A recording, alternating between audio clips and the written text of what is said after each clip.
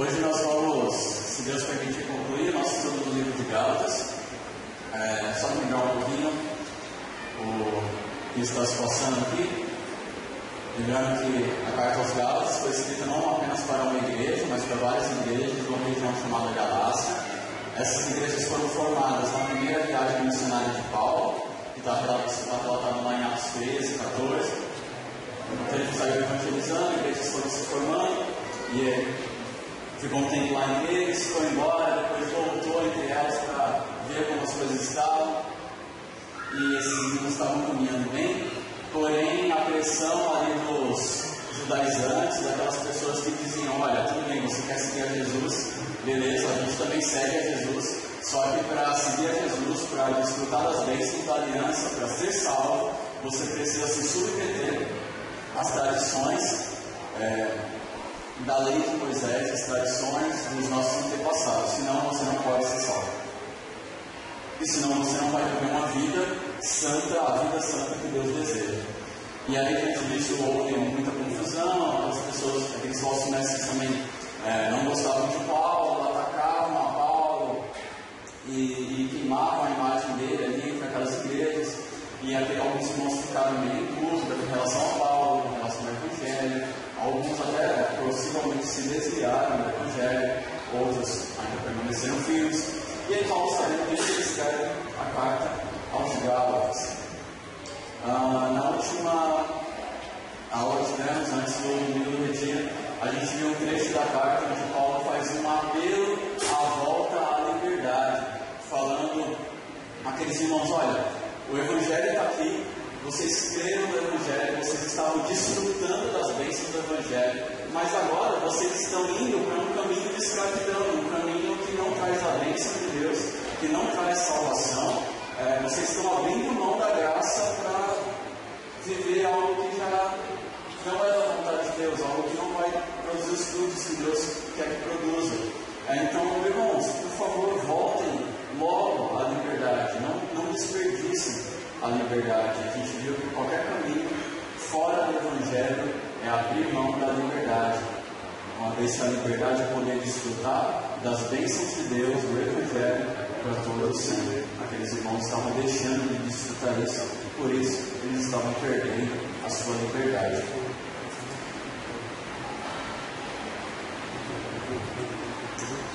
Vamos relembrar um pouco que é o tema, a relação entre lei, o Evangelho e a liberdade em Cristo. É sobre isso que Paulo vai falar, e a gente pode resumir a mensagem do livro dessa forma. Vamos ler juntos? Vamos lá?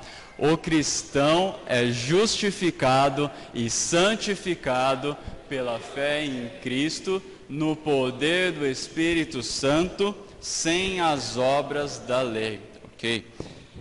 Hoje a gente vai falar um pouco mais sobre essa parte da santificação pelo poder do Espírito Santo. Agora já caminhando para o final da carta, o que Paulo vai focar, agora não é tanto a justificação, algo que a gente já falou bastante, mas ele vai dar mais ênfase à santificação, e essa santificação ele faz um contraste, não pelas obras da lei, mas pelo poder do Espírito Santo. E esse é um assunto importante a gente saber o que é ser levado, ser guiado pelo Espírito Santo, o que é ser conduzido por Ele. Paulo vai mostrar que a santificação pela fé não é simplesmente uma obediência mecânica a rituais, mas é você olhar para Cristo e seguir a Ele, guiado pelo Espírito Santo. Ao longo da carta, até a gente chegar aqui, várias perguntas foram respondidas por Paulo. Dúvidas que poderiam surgir ali para aqueles crentes, para aquelas igrejas. O Evangelho é o único meio de salvação, isso está no primeiro capítulo. O crente precisa abraçar o judaísmo para receber as bênçãos da aliança feita a Abraão, uma vez que o Evangelho é o cumprimento daquela aliança feita a Abraão, em ti serão benditas todas as nações. A salvação depende das minhas obras, a santificação depende da obediência à lei. Para que serve a lei, então, já que ela não salva? Qual foi o propósito dela? E aí Paulo explica cada uma, ele responde cada uma das perguntas, explica por que a lei ela tem um propósito, que esse propósito é bom, mas que o propósito não é a salvação. Explica aonde a nossa salvação está baseada. E aí existe uma pergunta vai responder, que é sobre a santificação, que é justamente a principal pergunta que ele vai responder agora, até o final da carta. Que seria mais ou menos o seguinte: se não estamos debaixo do tutor da lei, como saberemos que caminho seguir? Tudo é permitido? Se agora eu não estou mais debaixo da lei, né? Ele fala assim: antes vocês eram como crianças e precisavam de alguém que pegasse na mão de vocês e fosse levando até que vocês chegassem a Cristo. Vocês chegaram a Cristo, agora o tutor, o aio, né? Algumas Bíblias dizem, ele não é mais necessário. Bom, então agora eu estou sozinho, então agora eu vou para onde eu quero, então tudo é permitido? Essa é uma dúvida que ainda precisa ser respondida. E é o que ele vai fazer agora, falando sobre a vida cristã, sobre o poder do Espírito e a liberdade da lei. Então, se você ainda não abriu sua Bíblia, abre aí em Gálatas, capítulo 5, versículo 13.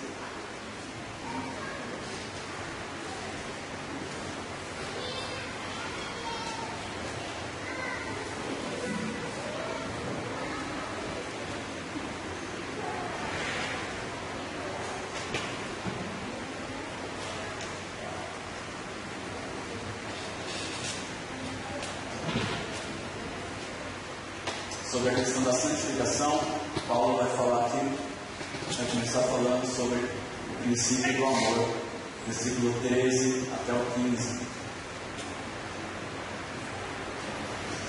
Diz assim: porque vós, irmãos, fostes chamados à liberdade, porém, não useis a liberdade para dar ocasião à carne, sede antes servos uns dos outros pelo amor.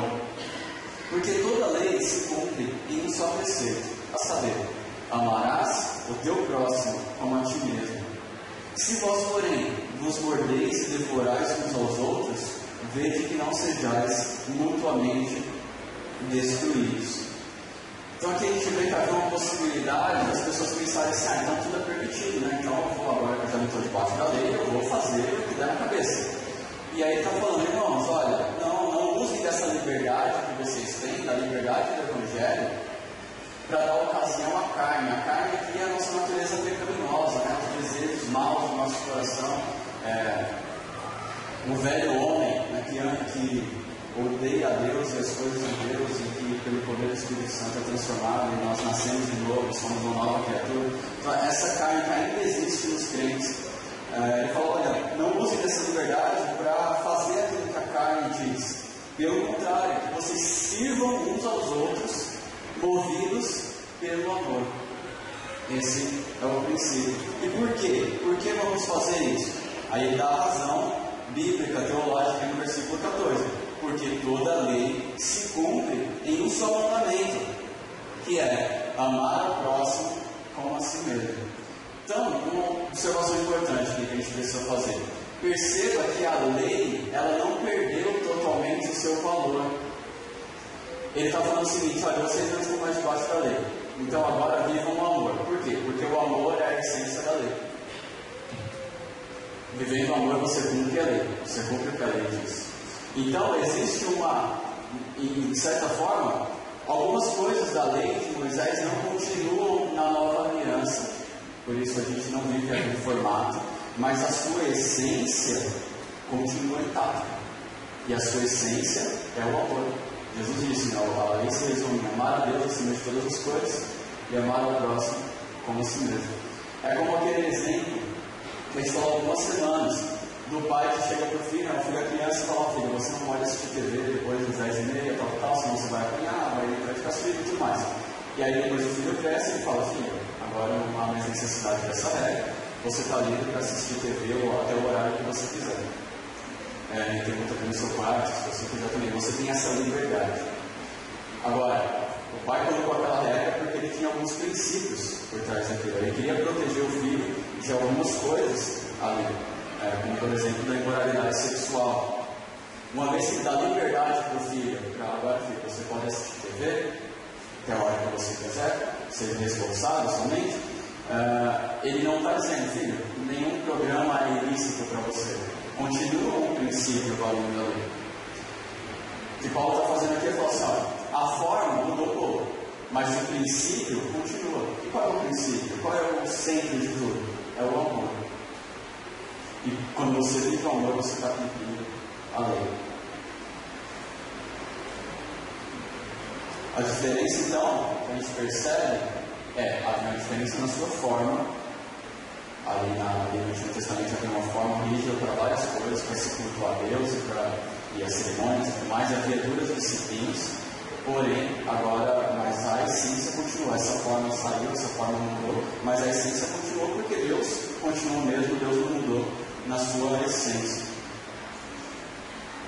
Sendo assim, a gente tem um limite. A nossa liberdade, ela não é pronto, você está sozinho, faz o que você quiser. A nossa liberdade tem parâmetros, tem certos limites, e tem paredes que nos guiam, que nos mostram qual é o caminho a seguir. E essas paredes, essas guias, se chama amor.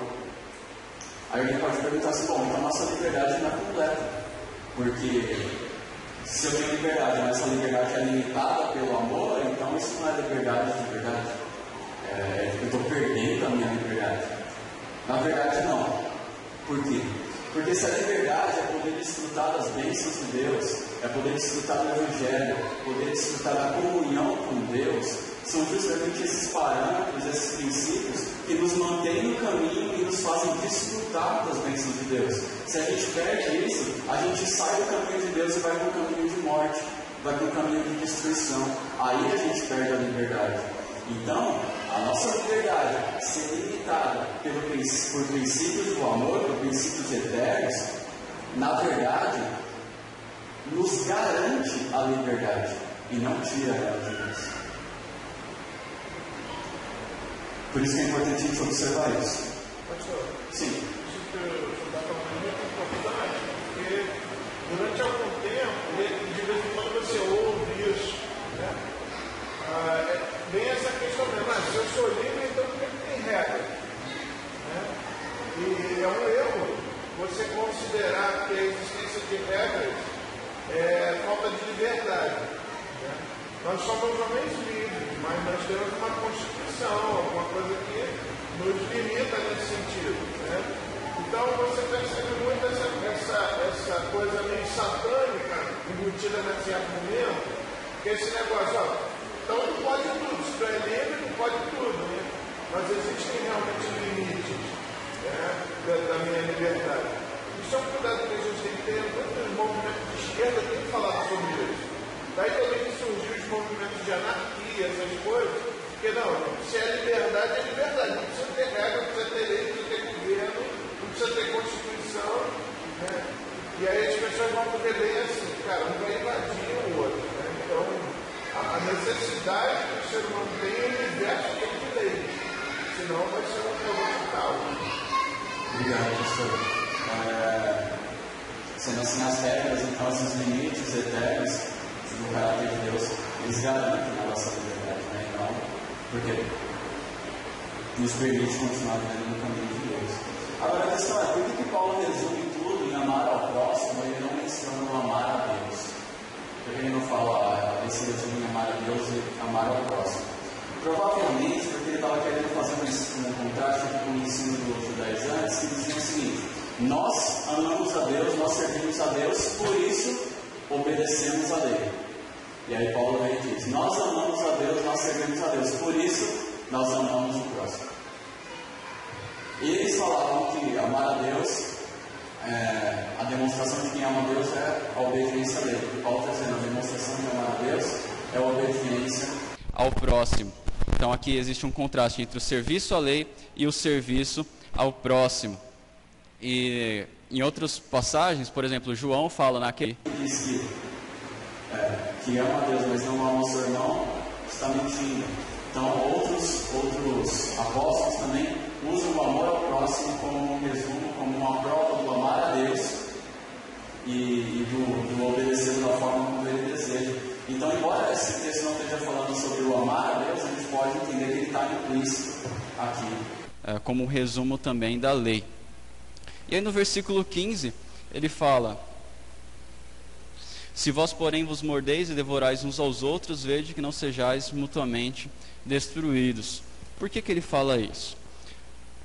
Porque se esse princípio do amor for negligenciado, se esse princípio do servir um ao outro for deixado de lado, a liberdade não vai ser vivida de uma forma adequada e vai gerar destruição. É aquilo que o pastor comentou. Se não tiver a regra, se não tiver algo que norteie, vai virar uma bagunça, vai virar um caos.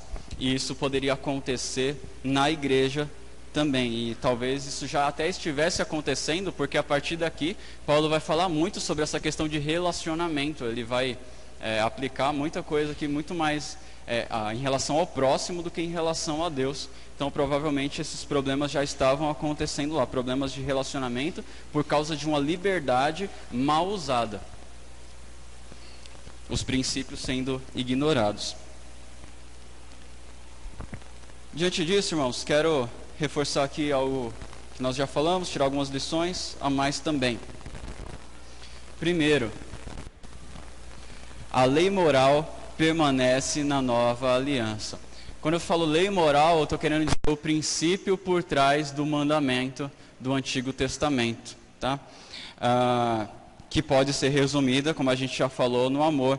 Por quê? Porque Deus é o mesmo, Deus não mudou, então os seus princípios, aquilo que Deus considera bom, justo e santo, em essência, continua sendo o mesmo agora. É por isso que a gente pode olhar muito com o Antigo Testamento, a atitude como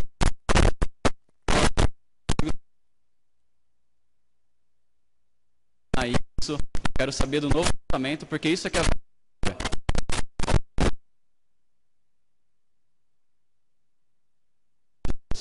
gente tem muito Deus no Antigo Testamento. Agora, quando a gente lê lá, a gente precisa, quando você estiver na sua leitura e se deparar lá com uma passagem do Antigo Testamento, você precisa perguntar assim, você vê um mandamento, você precisa se perguntar, qual que é o princípio por trás disso aqui? Qual que é o princípio eterno? Aquilo que não muda por trás disso aqui? Porque algumas coisas mudaram na sua forma, como por exemplo, dietas alimentares, a forma de culto, isso mudou. Mas há princípios, até mesmo nesses mandamentos, que permanecem, princípios relacionados à santidade, à pureza, ao amor, ao serviço, à adoração. Esses princípios continuam valendo.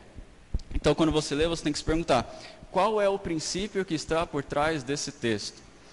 E uma dica, assim que você achar esse princípio, você fala assim, bom, eu acho que o princípio é esse. Procura um paralelo no Novo Testamento, para ver se você consegue achar um texto que vai te falar assim, que combina, que fala assim, olha, tá vendo? Eu entendi isso desse texto do Antigo Testamento, e eu consigo ver a mesma coisa aqui no Novo Testamento. Isso por uma questão de segurança, para que de repente você não esteja se apegando muito mais à forma do que à essência do mandamento.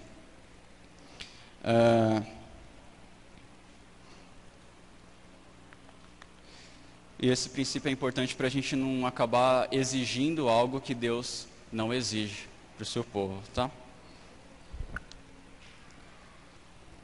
Segundo,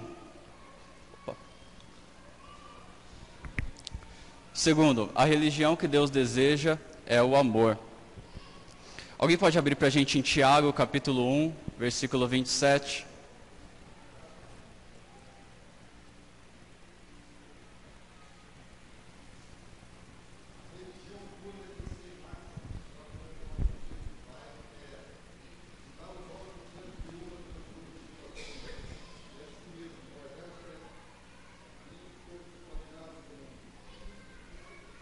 Ok, obrigado, Toninho. Então, olha só, a religião que Deus deseja é visitar os órfãos e as viúvas e manter-se e não se contaminar com o mundo. Aí a gente consegue ver o resumo da lei: o servir ao próximo, amar ao próximo e amar a Deus acima de todas as coisas. Irmão, se você se considera alguém espiritual, mas você não dá a mínima por crescer no conhecimento de Deus, crescer em santidade, viver uma vida de adoração a Ele, existe alguma coisa errada. Se você se considera alguém espiritual, alguém que vive a vontade de Deus, mas não se importa com o seu irmão, com os interesses dele, com as dores dele, com a vida dele, existe alguma coisa errada, existe algum problema. Você precisa reavaliar os seus conceitos do que é ser alguém espiritual. E aí, diante disso, eu queria colocar algumas perguntas para que a gente possa examinar a nossa vida. seriam essas aqui, eu vou ler para os irmãos. Estou amando meus irmãos como a mim mesmo? E eu queria que você pensasse no seguinte: tenho dado atenção a eles ou dispenso a sua presença e amizade? Ouço o que eles têm a dizer? Disponho-me a ajudar ou estou sempre tirando o corpo fora? Importo-me com suas dores ou consigo viver em paz sabendo da crise de meu irmão? Olho com amor para as diferenças do outro ou estou sempre criticando, me achando superior? Vivo falando mal de meus irmãos ou prefiro ressaltar suas qualidades quando falo com outros? Exorto em amor ou desabafo para ferir? As respostas para essas perguntas podem dizer muito se a gente tem vivido o princípio da lei de Cristo ou não. Se a gente tem vivido a essência da lei ou não. Pelo amor ao próximo, a gente pode ver o reflexo do nosso amor a Deus.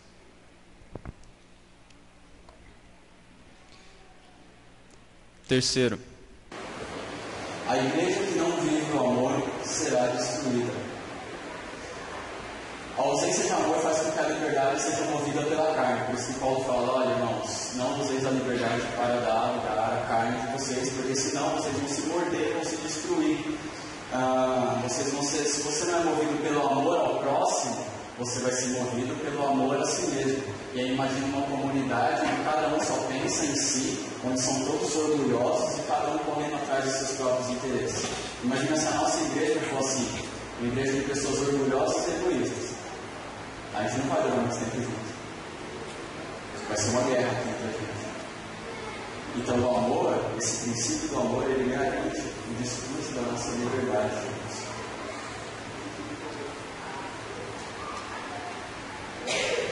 É aquela ideia de que nós somos membros uns dos outros, fazemos parte de um corpo. Mas o que nos une, o que une cada membro um ao outro é o amor. E a gente precisa disso para se manter junto. E isso só vai ser possível por meio do agir do Espírito Santo, que é algo que a gente vai falar daqui a pouco. Quarto, a gente vai considerar sobre o quanto temos amado a Deus e nossos irmãos ao meio de entendermos melhor nossa natureza pecaminosa, da qual ainda aguardamos a plena liberdade.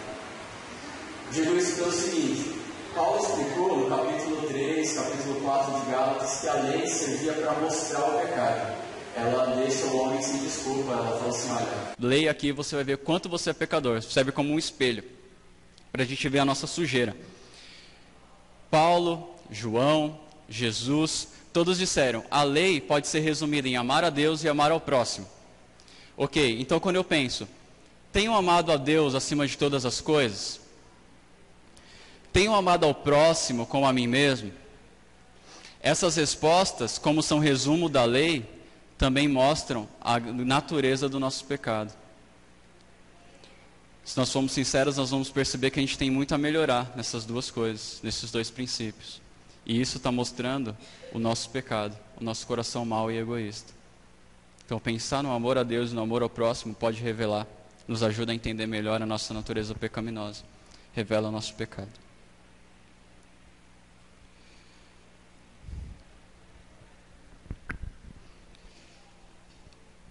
Paulo disse que o princípio que se mantém eterno é o amor.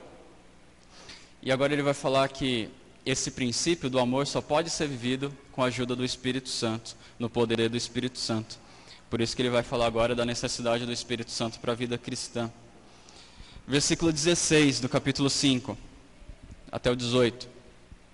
Digo, porém, andai no Espírito, e jamais satisfareis as paixões da carne. Porque a carne luta contra o Espírito, e o Espírito luta contra a carne, porque são opostos entre si, para que não façais o que porventura seja do vosso querer. Mas, se sois guiados pelo Espírito, não estais debaixo da lei.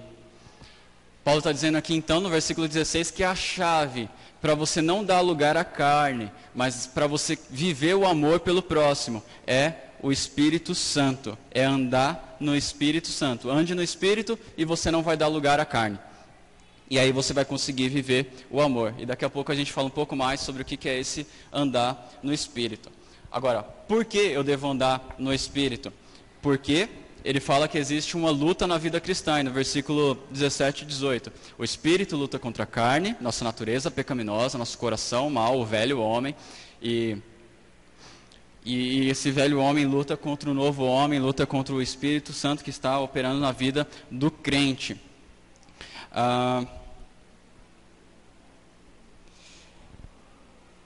Em Romanos 7, Paulo fala um pouco mais sobre essa luta. Ele descreve um pouco mais sobre como ele experimenta essa luta. Eu queria que os irmãos deixassem marcado aí em Gálatas. Vamos lá para Romanos 7.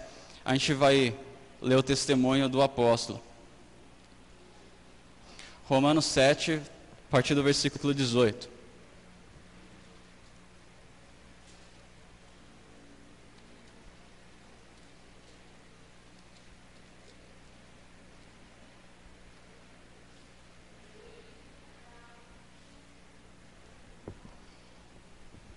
Romanos 7, 18, vamos ler até o versículo 2 do capítulo 8.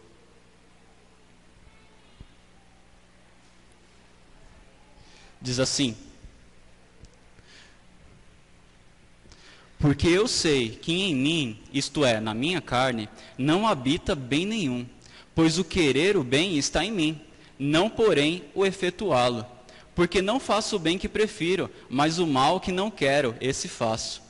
Mas, se eu faço o que não quero, já não sou eu quem o faz, e sim o pecado que habita em mim. Então, ao querer fazer o bem, encontro a lei de que o mal reside em mim. Porque no tocante ao homem interior, tenho prazer na lei de Deus. Mas vejo nos meus membros outra lei, que guerreando contra a lei da minha mente, me faz prisioneiro da lei do pecado, que está nos meus membros. Desventurado, infeliz homem que sou, quem me livrará do corpo dessa morte? Graças a Deus por Jesus Cristo, nosso Senhor. De maneira que eu, de mim mesmo, com a mente, sou escravo da lei de Deus, mas segundo a carne, da lei do pecado. Agora, pois, já nenhuma condenação há para os que estão em Cristo Jesus, porque a lei do Espírito, da vida, em Cristo Jesus, te livrou da lei do pecado e da morte. Até aí.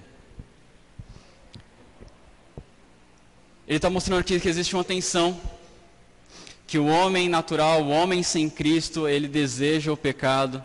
Aí a partir do momento que esse homem se converte, que o Espírito Santo atua na vida dele, ele passa a entrar numa tensão entre os seus desejos ainda pecaminosos e agora a vontade de Deus, e isso começa a ser uma luta dentro dele.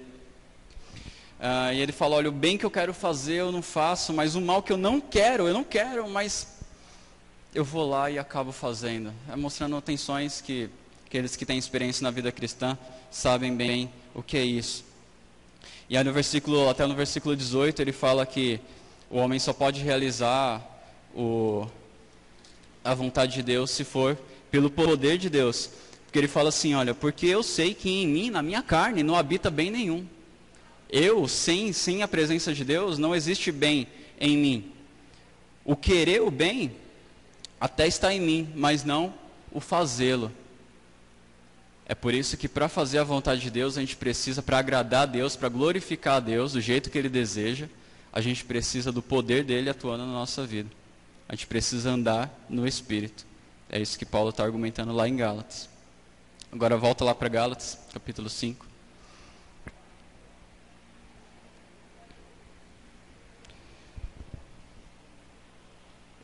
Paulo faz menção aqui à lei do Espírito em Romanos, ele também fala sobre isso no capítulo 5, aí, versículo 18.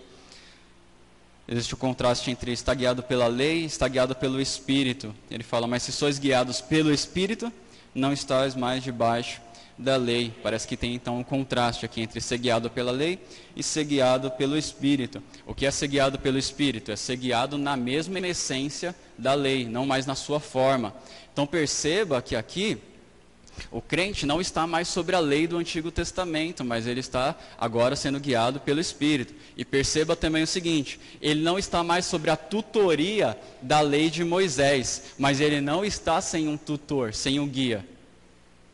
Ele continua com o guia, só que agora o seu guia é o Espírito Santo, que já estava presente no Antigo Testamento, porém de uma forma, a sua atuação era diferente, mudou um pouco aí na Nova Aliança, no Novo Testamento. Agora é o Espírito Santo que vai dirigir o crente. É por isso que Paulo vai falar daqui a pouco sobre o fruto do Espírito. E é justamente isso que é o andar no Espírito. É ser guiado por Ele, é agir de acordo com o fruto do Espírito. Isso também é a lei do Espírito que Paulo fala em Romanos 8, aqui que a gente leu, e que Paulo também vai chamar de lei de Cristo, aí em Gálatas, capítulo 6, versículo 2. Quando ele fala cumprir a lei de Cristo, essa lei é a essência da lei de Deus, a lei moral, aquela lei que nunca muda, que foi a mesma, que é a mesma pela eternidade. Então, o crente não está mais sobre a lei de Moisés, mas ele ainda está sobre uma lei, a lei do Espírito, ou a lei de Cristo, ou a lei moral, ou como Tiago diz, a lei da liberdade. Existe uma lei que ainda nos guia, que mostra que são os princípios eternos. Então, 3 influências que uma pessoa pode ter na sua vida. A lei do Antigo Testamento, a carne e o Espírito. Os Gálatas estavam se submetendo às 2 primeiras. A lei do Antigo Testamento, tentando viver na sua carne, na força da sua carne. E Paulo está dizendo, não, isso não. Vivam sendo guiados pelo Espírito. Só que existe um problema que precisa ser resolvido quando se fala sobre isso. Porque fala assim, olha, vocês não são mais guiados pela lei de Moisés, mas agora vocês são guiados pelo Espírito. Isso pode ser algo meio subjetivo. Né? Tá bom, mas como assim? Como que é essa lei do Espírito? Como que eu sigo o Espírito Santo? Algumas pessoas poderiam ouvir isso e sair fazendo qualquer coisa que desse na cabeça delas e falando assim, eu estou sendo guiado pelo Espírito. E é muito do que acontece por aí hoje, né? Pessoas fazendo todo tipo de aberração, dizendo que isso é em nome do Espírito Santo. Então, para que não corra esse risco, Paulo vai explicar o que é andar no Espírito Santo, o que é ser guiado pelo Espírito Santo. Ele vai reforçar aqui como viver a essência da lei de Cristo. E aí, para isso, ele começa falando aí sobre as obras da carne. E olha só, versículo 19 até o 21. Ora, as obras da carne são conhecidas e são prostituição, impureza, lascívia, idolatria, feitiçarias, inimizades, porfias, ciúmes, iras, discórdias, dissensões, facções, invejas, bebedices, glutonarias e coisas semelhantes a estas, a respeito das quais vos declaro, como já outrora vos preveni, que não herdarão o reino de Deus os que tais coisas praticam. Por conta do nosso tempo, a gente não vai olhar cada palavra dessa. Só quero mostrar aqui para os irmãos uma divisão que a gente pode fazer sobre essas obras da carne, que são apenas alguns exemplos, né? Por isso que Paulo fala coisas semelhantes a essa no final. A gente poderia classificar como as obras da carne como desvio sexual. Desvio no sentido, Deus tem um projeto, Deus tem uma vontade, aí o homem vai lá e ele sai dessa vontade. Então ele se desviou, ele escolheu um outro caminho. Então existe aí desvios sexuais, desvios religiosos. Então perceba que a carne não é anti-religião. A carne é anti a verdade de Cristo, a verdade de Deus. Ela odeia as coisas de Deus, mas ela não é anti-religião. Até porque as falsas religiões condenam também. Então isso não é ruim para a carne, não é ruim para o nosso coração pecaminoso. Então existe desvio religioso também como pecado. Existe o desvio social, que é a maioria, social no sentido de relacional. Tá? Então perceba como ele fala de relacionamento aqui, nessa questão do lidar com o próximo. E aí algumas palavras aí estão muito relacionadas à divisão, a grupinhos, à guerra, à inveja, à maldade, um para com o outro. E aí por último, falta de controle pessoal, que é a gula ou a bebedice. O se embriagar. Inclusive, deixo um pedido de oração para os irmãos, né, que essa questão da glutonaria é algo que eu luto.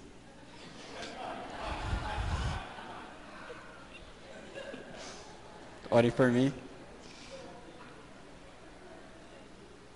E aí ele fala assim, ó, não herdarão o reino de Deus os que tais coisas praticam. No sentido de que não é porque você caiu em um pecado desse, e um crente pode cair em um pecado desses, crente verdadeiro pode, mas aqui ele está retratando o quadro de alguém que é guiado pela carne e não pelo Espírito. Ele está traçando um modelo aqui. Ele está falando, crentes, não vivam isso. Porque esse tipo de atitude é uma atitude de alguém que não é filho de Deus. De alguém que não conhece a Deus. Por isso essas pessoas não vão herdar o reino de Deus, porque não nasceram de novo, não creem em Jesus.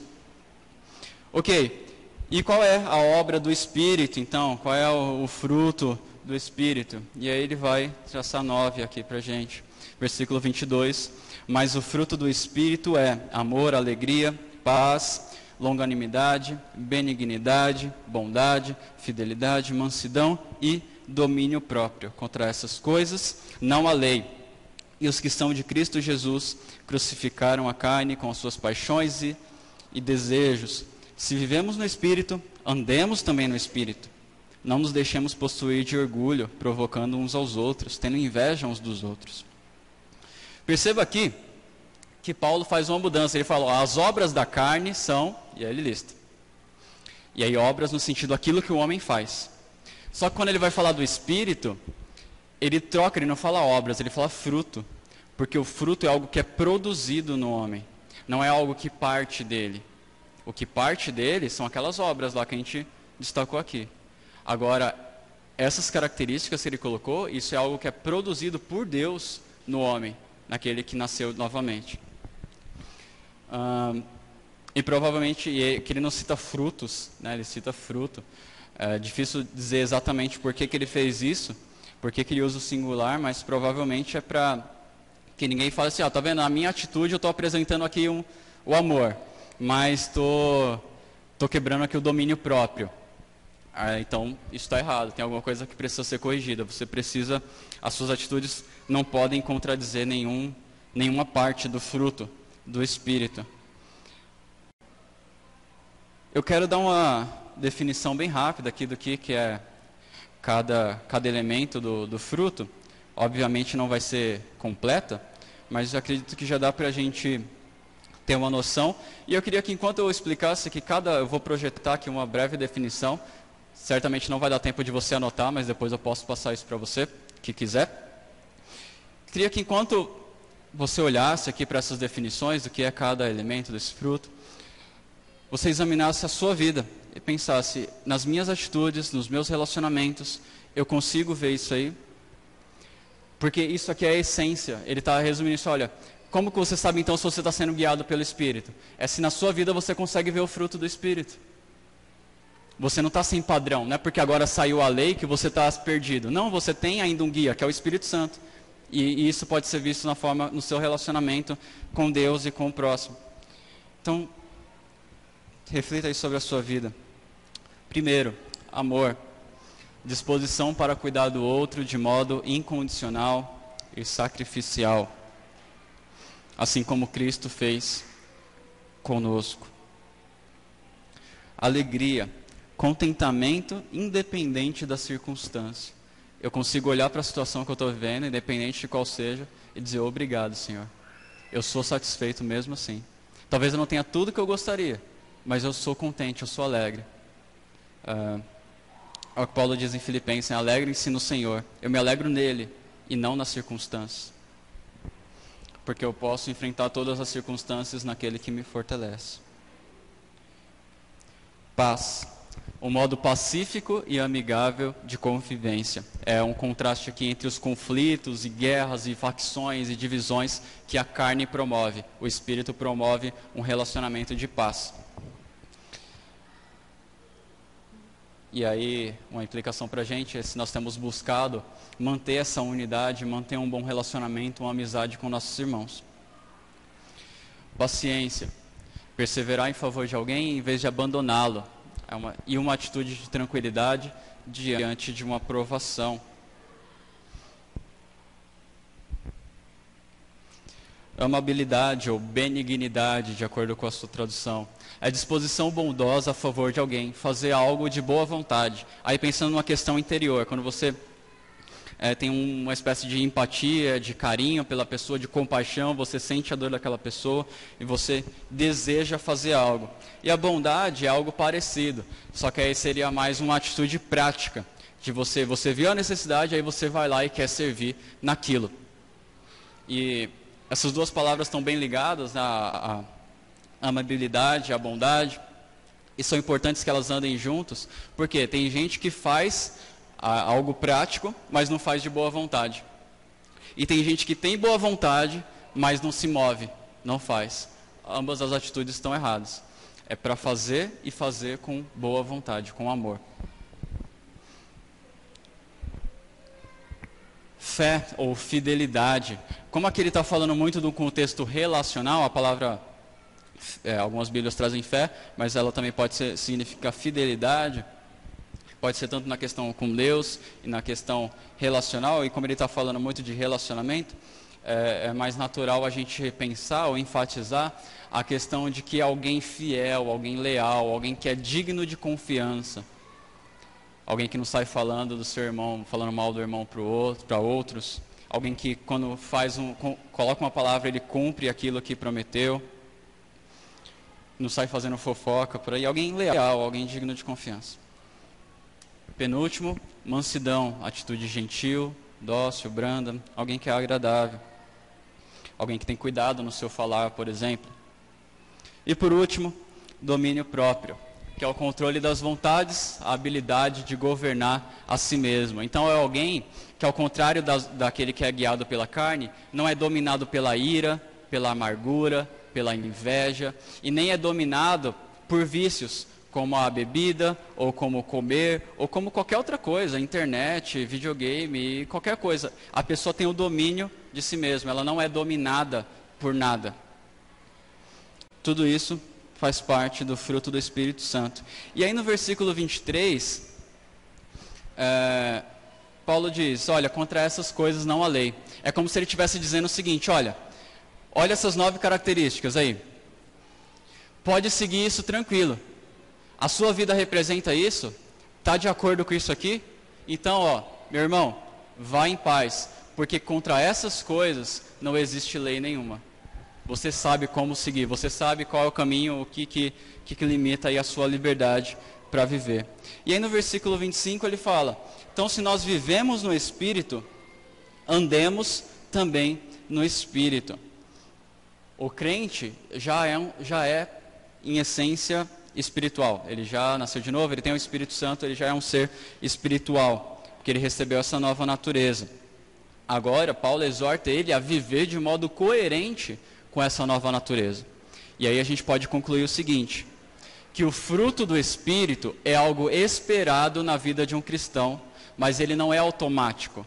Ele não é assim, o cara se converteu, pronto, ele já passa a ser perfeito moralmente falando, ele não precisa crescer em mais nada, porque agora o Espírito Santo já fez tudo. É algo que ele precisa desenvolver, é algo que ele precisa crescer, ele precisa ter uma atitude para isso. Por isso que ele fala assim, olha, vocês, se nós vivemos no Espírito, vamos andar assim. Ele exorta os irmãos assim.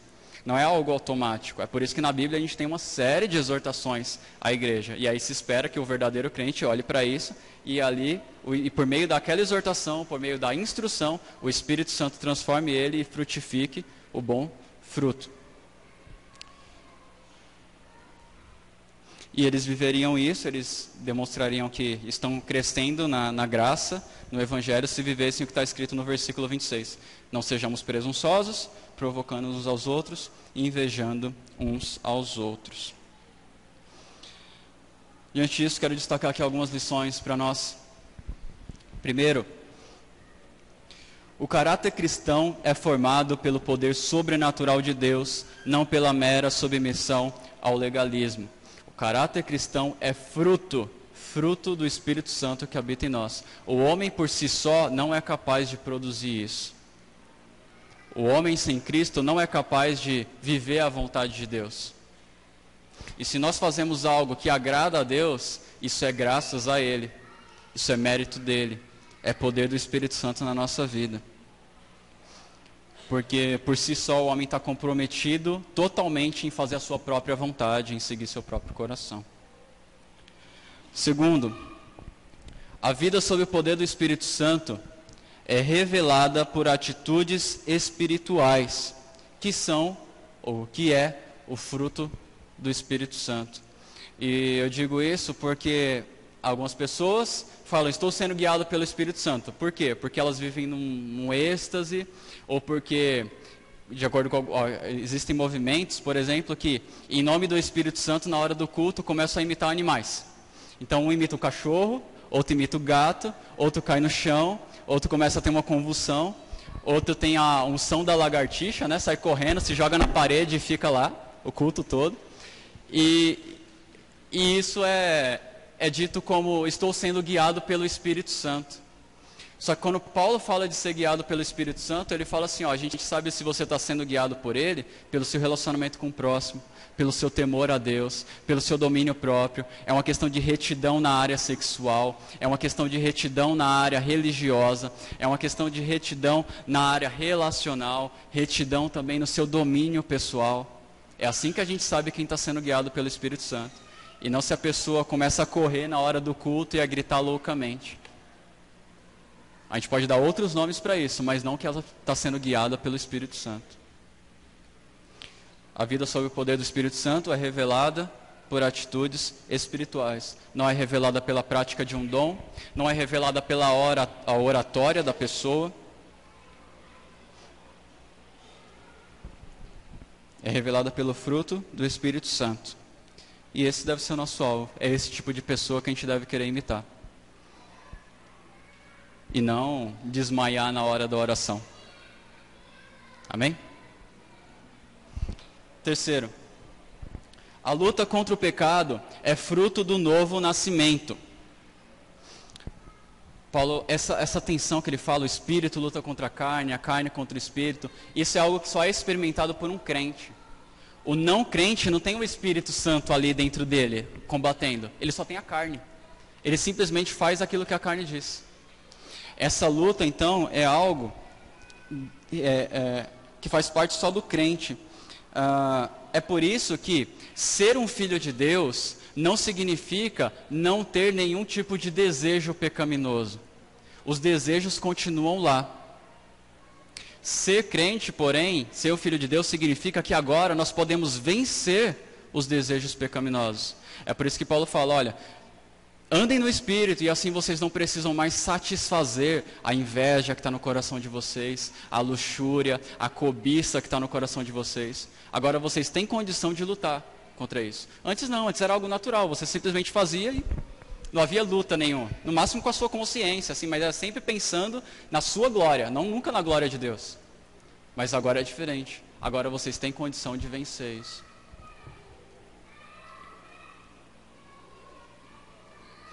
E aí, irmão, se você sabe o que é isso que eu estou falando, isso é um bom sinal. Agora, se você não faz ideia do que é isso que eu estou falando, isso é um problema.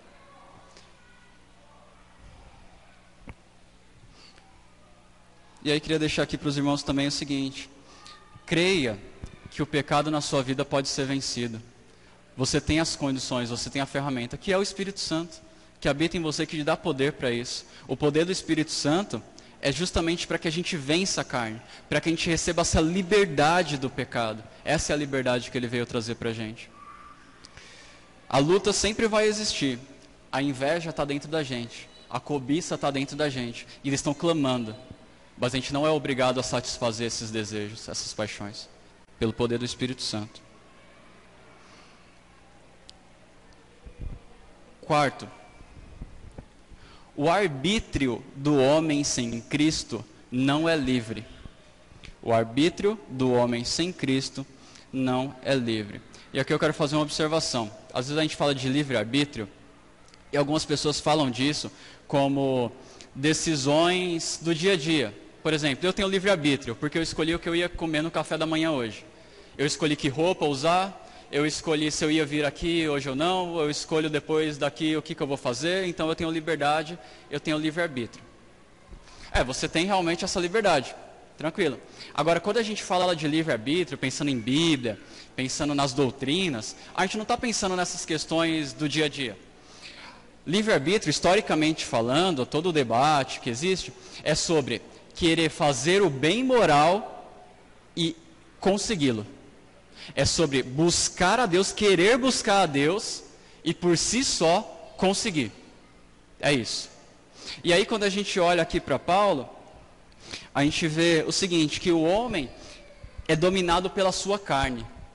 E quando ele se converte, existe uma tensão, a carne puxando ele para um lado e o espírito puxando ele para o outro, e ele fica naquela tensão entre agradar a Deus e agradar a sua própria carne. E aí ele fala assim, o bem que eu quero fazer, eu não faço. Eu quero, eu tenho uma vontade, mas eu tenho dificuldade em fazer. Então perceba que até na vida cristã essa liberdade não é completa. Porque a minha vontade, o meu arbítrio, quer. Mas existe algo que ainda está segurando. Isso não é uma liberdade plena. E agora imagina o não crente, o homem sem Cristo. Ele não tem essa tensão. Ele simplesmente, a carne pega ele e ele faz o que ele quer. Por isso que a Bíblia diz que o homem é escravo do seu pecado. Que o homem está morto em seu pecado. O homem sem Cristo não é um homem livre. Ele é um homem escravo.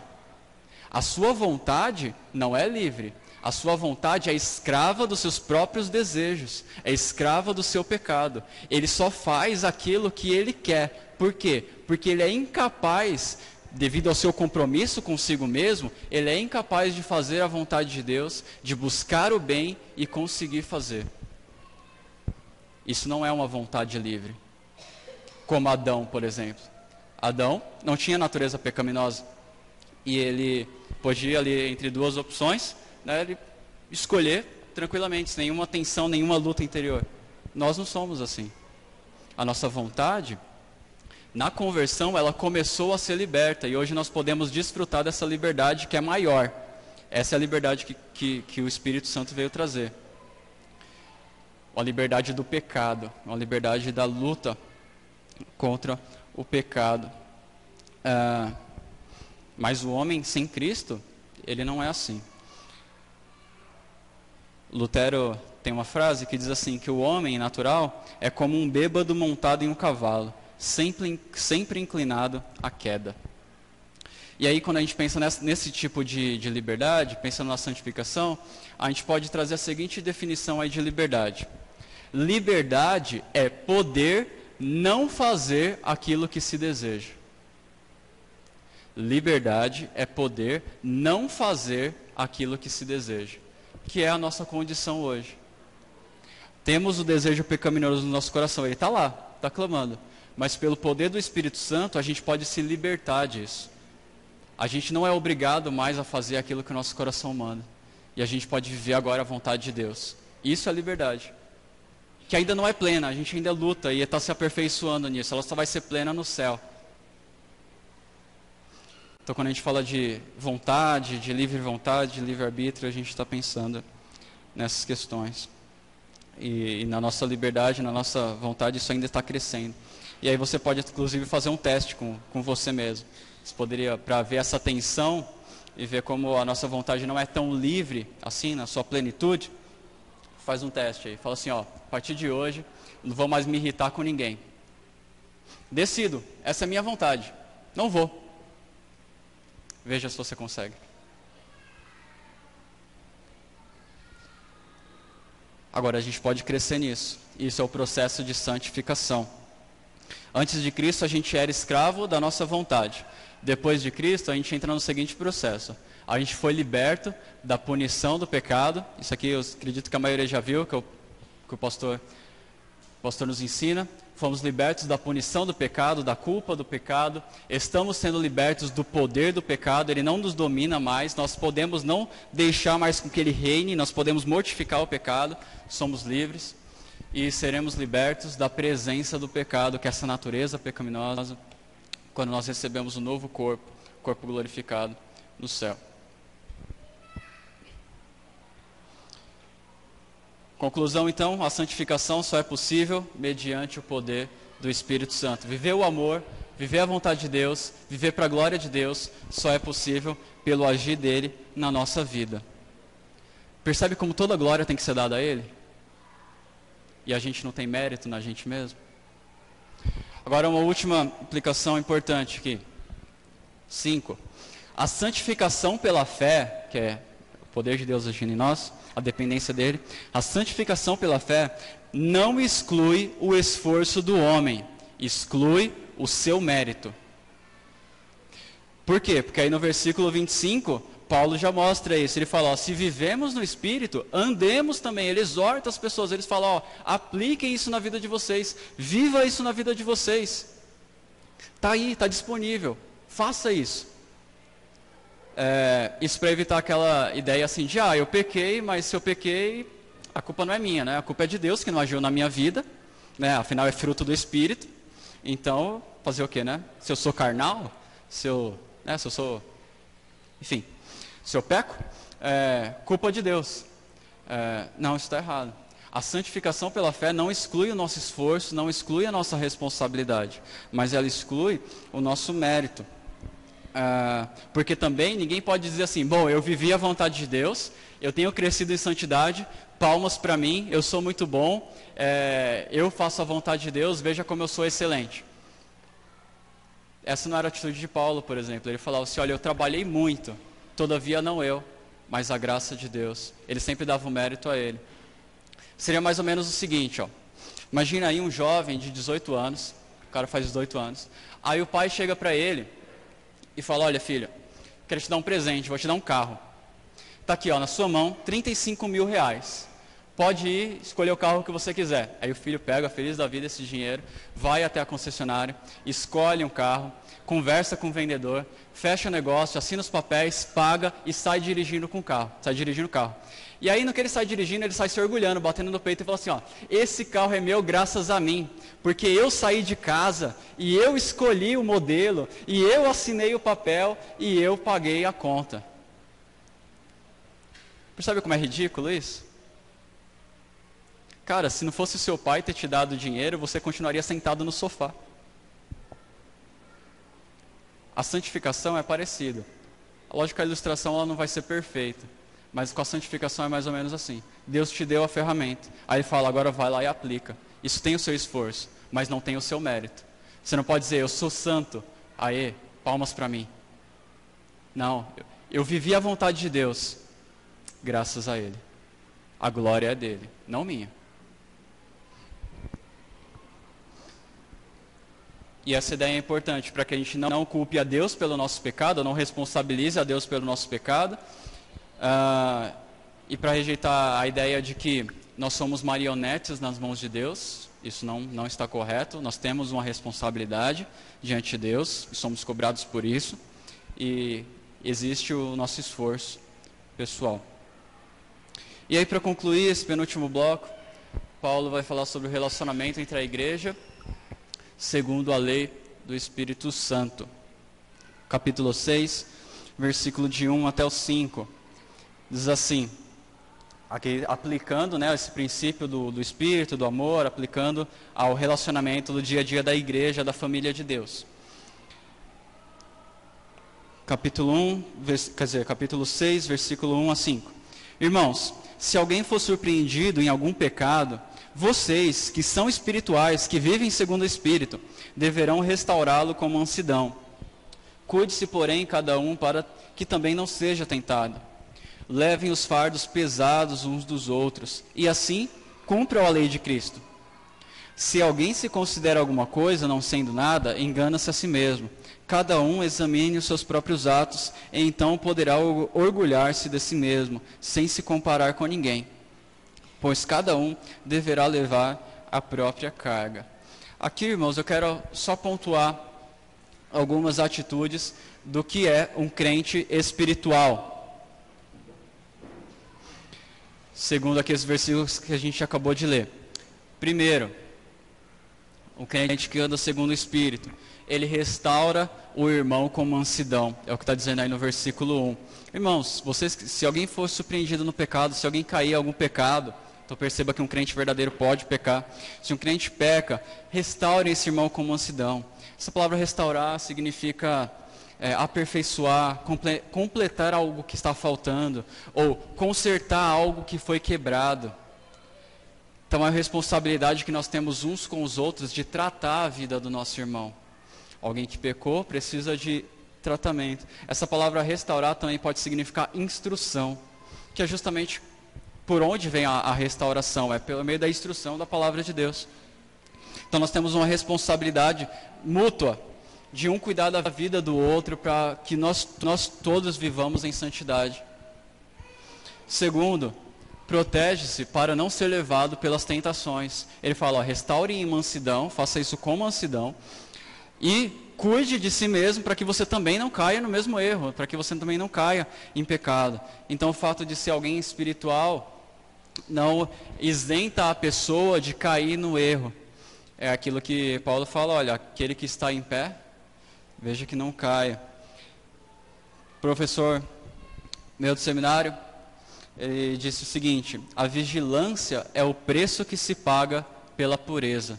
Por isso que um crente maduro, ele sempre vai estar vigilante com a sua própria vida, para que ele não seja tentado ou não caia na tentação que está ali diante dele. Porque nós temos todo o potencial para ceder ao pecado, porque a nossa carne ainda está presente, ela ainda clama por isso. Então a gente não deve brincar com o pecado. Terceiro, servir ao próximo. No versículo 2 ele fala, leve a carga uns dos outros, levem os fardos uns dos outros. Quando vocês fazem isso, vocês estão cumprindo a lei de Cristo. E aqui é o princípio de mutualidade. Eu levo a sua carga, você leva a minha. Você deixa que eu te ajude e eu permito que você faça parte da minha vida e me ajude.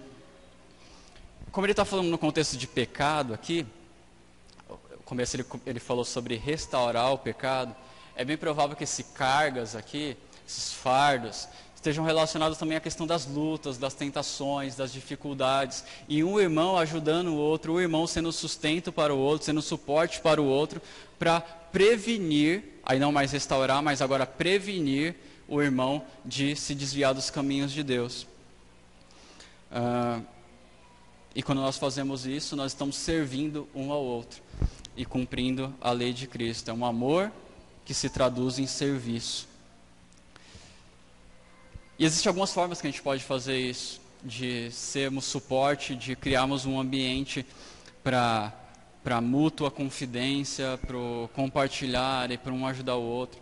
A gente viu no retiro algumas formas disso. O culto doméstico é uma das formas, onde você está ali reunido com a sua família e poder conversar sobre a palavra de Deus e poder cuidar, pastorear a sua família, orar com a sua esposa, fazer devocional com ela. É uma forma de conversar, ou quem sabe conversar sobre aquilo que vocês aprenderam na igreja, sobre a EBD, sobre cada um ouvir na sua sala, sobre a pregação, e aí perguntar, e aí, existe alguma dificuldade que você tem com isso? Qual que é a sua luta com isso? E ali criar um ambiente onde pode haver esse mútuo serviço, um ajudar o outro a caminhar na vida cristã.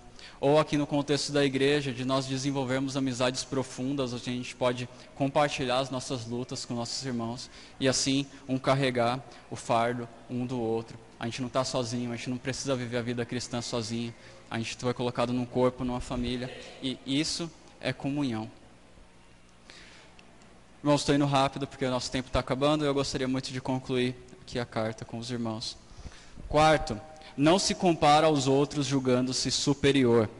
Versículo 3 ao 5 diz assim, se alguém se considera alguma coisa não sendo nada, engana-se a si mesmo.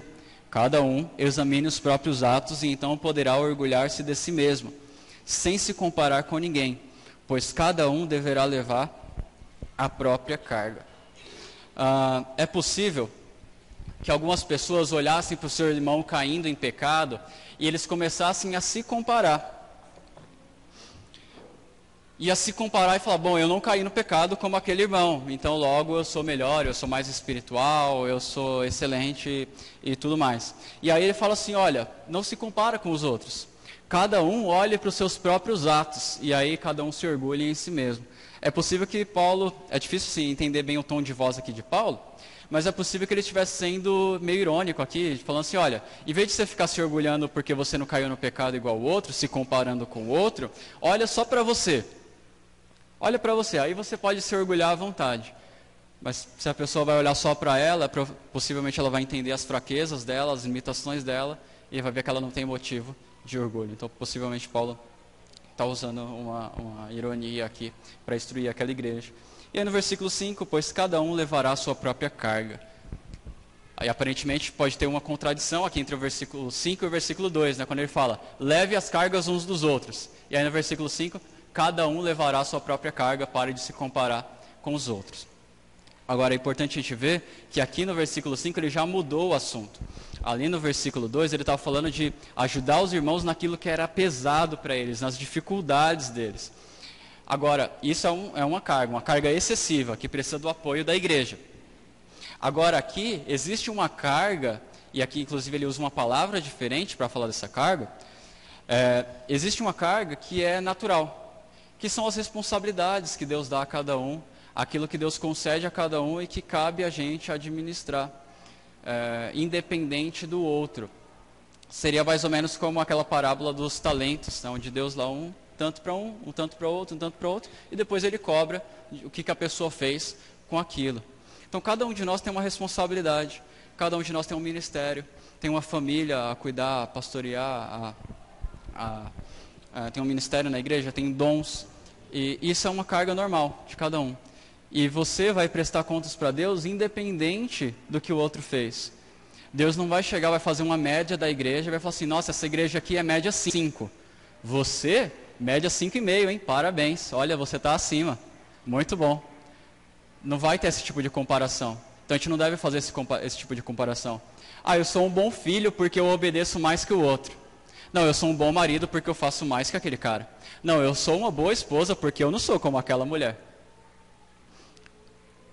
A gente não deve basear o nosso desempenho se comparando com os outros. A gente tem que se perguntar, eu estou sendo fiel naquilo que Deus me deu? Deus me deu algumas responsabilidades, e aí cada um tem as suas, seus dons, seus ministérios, sua família.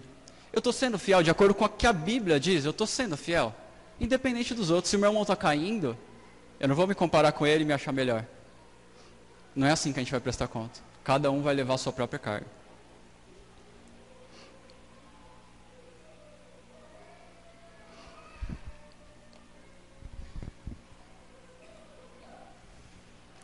Quinto, cuidado com a liderança espiritual. O versículo 6 diz o seguinte: mas aquele que está sendo instruído na palavra, faça participante de todas as coisas boas aquele que o instrui. Isso aqui é uma forma prática dessa questão do serviço mútuo, do servir uns aos outros. A liderança espiritual está ali se dedicando a suprir necessidades espirituais, dedicando seu tempo por meio do ensino, do aconselhamento. E aqueles que são beneficiados disso atentam para as necessidades também daqueles que os instruem, e assim eles procuram suprir também essas necessidades. Então é uma forma de serviço mútuo, é uma aplicação aqui que Paulo está colocando para a igreja. Faz parte do viver de uma forma espiritual. E essas necessidades que a igreja deve suprir, a sua liderança, não necessariamente só material, mas todo tipo de necessidade, amizade, suporte, hospitalidade, qualquer coisa que seja uma real necessidade. Assim como a liderança espiritual deve fazer também para com seus irmãos em Cristo. E aí ele conclui esse bloco com uma sexta característica de alguém espiritual, que é: cultiva uma vida de santidade no temor do Senhor. Isso está nos versículos 7 a 10. E diz assim: não se deixe enganar, de Deus não se zomba, porque o que o homem semear, isso também colherá. Quem semeia para a sua carne, da carne colherá destruição, mas quem semeia para o Espírito, do Espírito colherá a vida eterna. E não nos cansemos de fazer o bem, pois a seu próprio tempo colheremos se não desanimarmos. Porquanto, enquanto temos oportunidade, façamos bem a todos, especialmente aos da família da fé. Ele fala: não se deixe enganar, de Deus não se zomba. Possivelmente porque algumas pessoas acreditam que aquilo que elas fazem hoje não vai repercutir na frente. Aquilo que elas estão semeando hoje, elas não vão colher na frente. E Paulo está falando: olha, não se engane, Deus está olhando tudo. E Ele vai dar a retribuição de acordo com a obra de cada um.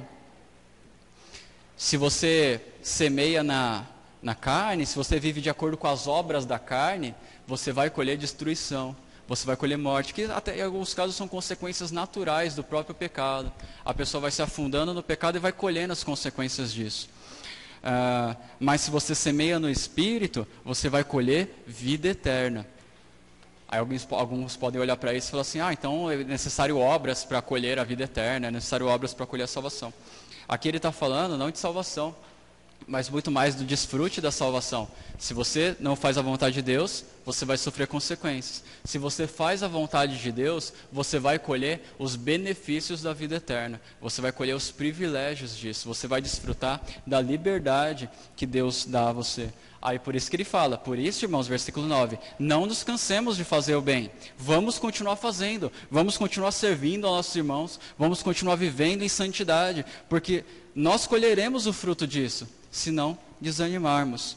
Então, enquanto a gente tiver tempo, enquanto a gente tiver oportunidade, façamos o bem a todos, mas especialmente a nossa igreja, a nossa família na fé. A lição que fica aqui para a gente, resumindo, vale a pena seguir a Jesus. Vale a pena fazer a vontade de Deus. Vale a pena servir ao próximo. Vale a pena contribuir. Vale a pena usar nossos dons e talentos. Vale a pena lutar contra o pecado. Vale a pena abrir mão dos vícios. Tudo isso vale a pena. Tudo isso é cansativo também. Mas a gente está semeando e vai colher das bênçãos de Deus. Por isso. Imagina só se a nossa família aqui na fé, se tiver todo mundo comprometido em honrar a Deus, em viver uma vida de santidade, em fazer aquilo que Deus deseja, como a gente vai ser abençoado, como a gente vai viver, vai poder desfrutar dos privilégios da vida eterna, já agora, se cada um de nós estiver comprometido em fazer isso, em servir um ao outro, em se importar um com o outro, por causa do nosso temor a Deus, do nosso amor ao Evangelho. Pais, não desistam de aplicar aquilo que vocês têm aprendido. É cansativo, é difícil, mas lembra, você está semeando. E uma hora você vai colher os bons frutos disso. Dependendo de onde você semear, daquilo que você semear, aquilo que você vai colher. Pode demorar um pouquinho, mas se você não cansar, você vai colher. É isso que Paulo está falando aqui. Semeie a vontade de Deus e você vai colher dos frutos das bênçãos da vontade de Deus. A gente pode concluir dizendo o seguinte, esse bloco. Que por meio do poder do Espírito Santo, o crente recebe liberdade para viver a essência da lei e lutar contra a natureza pecaminosa, não sendo mais obrigado a fazer o que o seu coração corrupto deseja.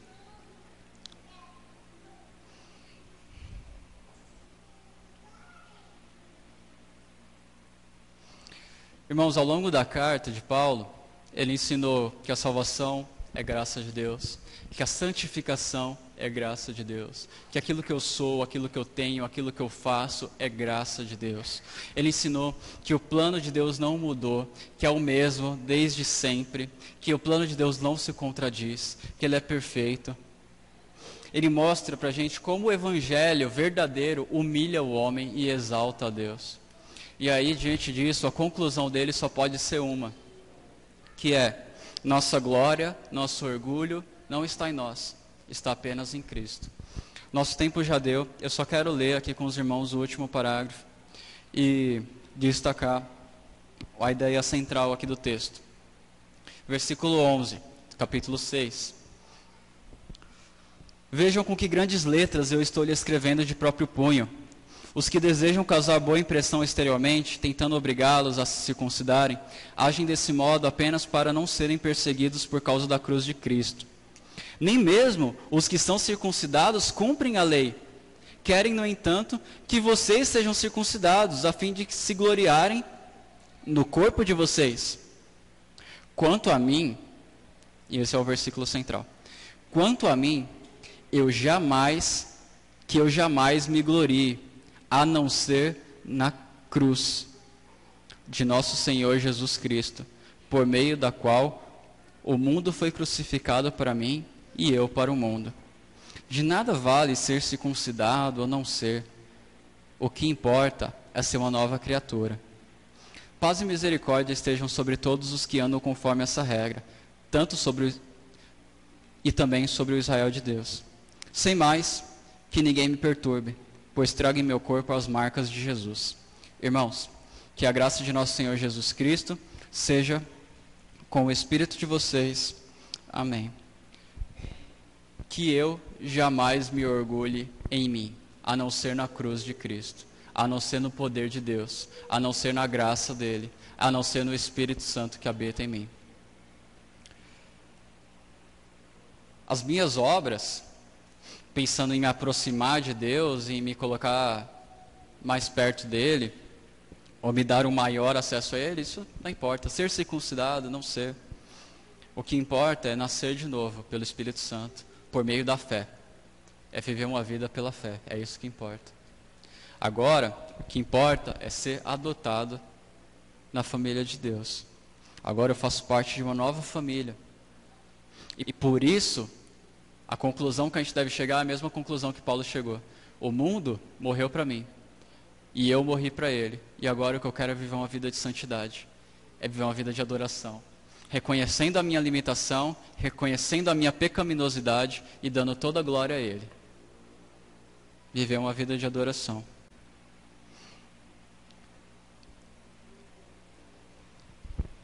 Algumas conclusões que a gente pode chegar na carta, então, para encerrar é: qualquer orgulho a respeito da salvação ou da santificação pessoal é um roubo da glória que pertence a Deus. Ou também, se acrescentarmos qualquer coisa além da fé para justificação ou santificação, deturparemos o Evangelho de Cristo. E por último, a mensagem do livro, que resume todo o ensinamento. O cristão é justificado e santificado pela fé em Cristo no poder do Espírito Santo, sem as obras da lei. Irmãos,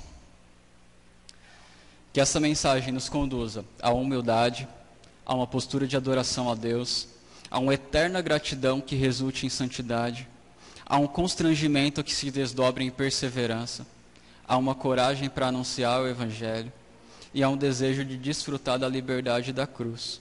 Uma liberdade que é para viver o amor em santidade, sempre buscando o poder do Espírito Santo na nossa vida. É isso que o livro de Gálatas ensina para a gente. Amém? Irmãos, espero que esse estudo, esse tempo tenha sido edificante para os irmãos. Para mim, foi muito importante estudar esse livro. Sei que foi muita informação, foi corrida. Pretendo disponibilizar depois esse material para os irmãos que quiserem. Se você gostaria, só me falar, que aí você pode pegar em casa depois e dar uma lida. Que a gente desfrute dessa liberdade que nós temos na cruz. Uma liberdade para viver o amor, uma liberdade para vencer o pecado e não mais ser escravizado por ele. Nós podemos isso, pelo poder dele. Amém? E para a glória dele. Vamos orar? Pastor Charles, por favor, pode orar aqui para a gente?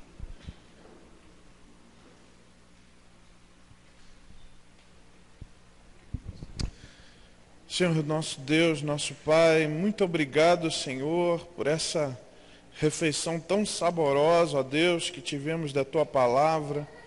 Obrigado, Senhor, por podermos desfrutar da Tua graça, ó Deus, do Teu amor, do perdão. Ó Deus, que possamos viver essa vida como apresentada, ó Deus, pelo Teu servo. Te louvamos, ó Deus, pela vida dele, que se esforçou e se esmerou para poder trazer o conhecimento contido na Tua Palavra para nós. E, ó Deus, que possamos viver a liberdade que o Senhor nos dá com responsabilidade, que realmente a gratidão se torne, Senhor, um desejo real de vivermos uma vida santa, ó Deus, e que o Senhor, o Santo Espírito, tenha liberdade em nós, e que cheios dele, ó Deus, possamos realmente desfrutar e revelar o fruto do Teu Espírito em nós. Deus, que essa igreja seja formada por cristãos que queiram viver intensamente a vida cristã guiados pelo Espírito Santo. Ó Deus, continua promovendo santidade no meio do Teu povo, ó Deus. nós que fomos justificados pela tua graça. Ó Deus, em nome de Jesus, ó Deus, promove santidade. Ajuda o teu povo na tomada de decisão e nas ações coerentes com as decisões. Ó Deus, continua abençoando o teu servo Yuri, recompensa o teu servo e continua abençoando a tua igreja. Continua abençoando as atividades que ainda temos hoje. Continua conosco. E é no nome de Jesus que oramos. Amém.